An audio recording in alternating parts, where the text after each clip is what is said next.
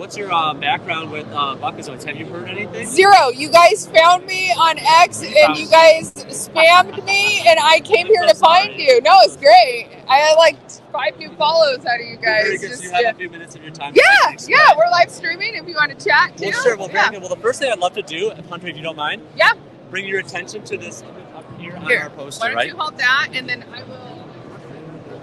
Okay. Yeah, sounds good. Yeah, so you're going to see there, we have the evolution of the Bitcoin image on those first 3 on the right. But you'll notice back on 1991, there was a digital currency that was in a video game called Space Quest 4. But they had it in Simpsons too, didn't they? Did they show it in Simpsons? I know that we have a lot of information out there. I can't confirm that at this time, but what I can confirm is that that digital currency, the Buckazoid, was used in video game Space Quest 4 that was produced by Sierra Games. Okay, and so the whole reason why this community even got together, logo on it, right? It has the Bitcoin logo on it, a rocket ship, and the number 59. Okay. So, what is the significance of 59? Do we know? Well, we have some thoughts on it. Okay. One of our main thoughts is that the number 59 is considered a simple prime number, and as I understand it, it's used in early cryptography coding. Okay. So not necessarily anything to do with the coding of Bitcoin, just an early form of cryptography. Exactly right. So within this game, Space Quest 4, developed by Sierra Games, this game, you suffer things like inflation. So a catastrophe can happen, and something that's purchased at this price of Buckazoids is now worth this amount of Buckazoids. Okay. Another crazy thing about the game is that the captain, Roger Wilco, in order to get on his rocket ship, he has to pull out his gum wrapper to pull basically out his seed phrase to get onto the rocket. His seed phrase in the video. Yes, in the video game, to get on his rocket ship, he has his code written down on a gum wrapper. That's wild. Similar to what our seed phrase would be, right? So all these little insinuendos, basically. Right. So what we have, though, is we have 2 prominent individuals who are working with Sierra Games at this time. Yeah. 2 of those individuals will be a Satoshi Iwasaka and a Rod Nakamoto. Oh, and a Hal Finney? Now, Hal Finney didn't work specifically for Sierra Online. Got it. Oh, that's from the But movie. he's a part of the he's a part of the overall story that we're telling, right?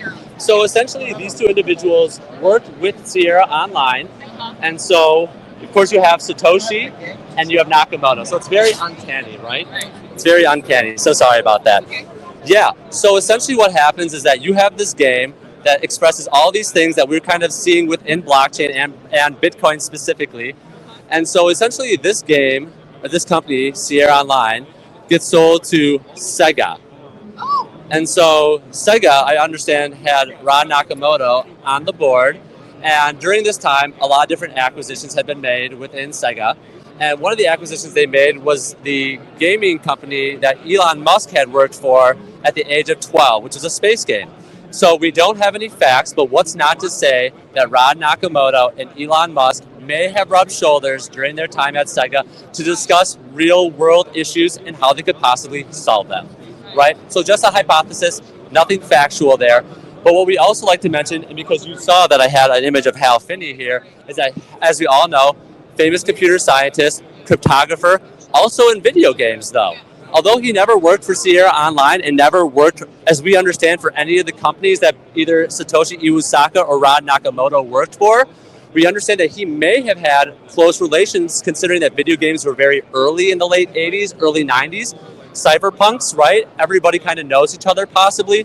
What's not to say that over a course of 20-some years, that the idea and the guardrails to blockchain were possibly developed. Now, we're not saying that we know who Satoshi Nakamoto is. What we're saying is that it's an ideology and that it's possibly a group of individuals who came together up with this idea. So what I also like to add, though, is that we know that Hal Finney sadly had passed away from ALS. And we know that Hal Finney is cryopreserved at Alcor Labs, and that at Alcor Labs, there is an individual by the name of Ralph Merkle. Now, a lot of people know the last name Merkle. He happens to be one of the founders of blockchain. So it's very interesting that Rob Merkle would be on the board of directors for a cryo company that may be watching over our buddy Hal Finney.